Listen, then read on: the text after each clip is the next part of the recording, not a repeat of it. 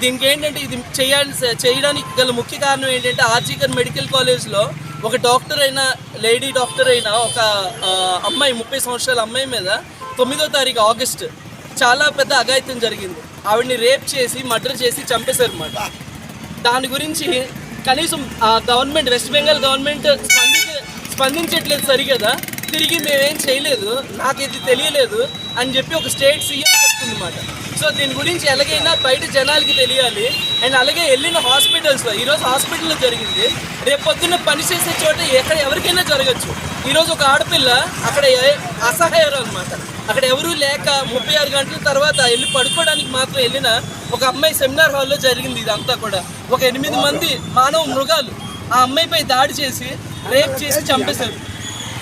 కాబట్టి దీని మీద ప్రభుత్వం వెంటనే స్పందించి హాస్పిటల్ అయితేనేమి లేకపోతే ఆడపిల్లలు పనిచేసే ఏ చోట్లైనా కానీ సెక్యూరిటీ అన్నది ఎక్కడికక్కడ పరీక్షించాలి. అలాగే పోలీస్ పెట్రోలింగ్ అన్నది ఇంకొంచెం భిన్నంగా జరగాలి అని చెప్పి మేము మనం చేసుకోవడానికి ఈ ప్రయత్నం అంతా. అలాగే ఇది ఎంతవరకు కంటిన్యూషన్ చేస్తారు, ఎన్ని రోజులు ఉంటుంది, ఎలా చేస్తారు? 17వ తారీఖున ఏంటంటే విధులు కేవలం ఓపీడీ సర్వీసెస్ మాత్రమే ఆపాం, ఎమర్జెన్సీ సర్వీసెస్ ఆపట్లేదు. వచ్చిన వాళ్ళని చూస్తున్నాం, ట్రీట్ చేస్తున్నాం, అన్నీ జరుగుతున్నాయి. ఈరోజు తెల్లారు 6 గంటల నుంచి రేపు తెల్లారు 6 గంటల వరకు దీన్ని కొనసాగిస్తున్నాం.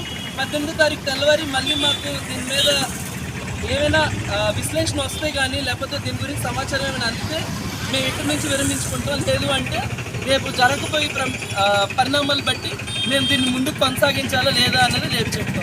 డాక్టర్కి న్యాయం జరిగేంత వరకు మీరు పోరాడుతూనే ఉంటారు. దీని యొక్క నియమ నిబంధనలు ఏమైనా ఉన్నాయా? అధిష్టానం నుంచి ఎటువంటి షరతులు వచ్చాయా? ఏమైనా నిబంధనలు ఏం లేదండి. మన ఆడపిల్లకి ఎలాగైతే మన ఇంట్లో మనం ఎలాగైతే ప్రొటెక్ట్ చేసుకుంటున్నామో వెళ్ళే ఆడపిల్ల పనిచేసే చోటు కూడా ఒక ఇల్లు లాంటిది.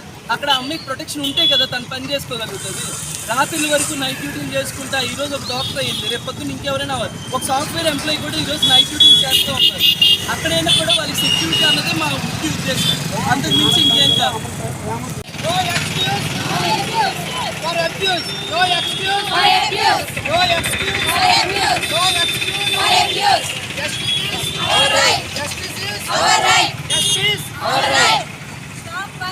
Against women.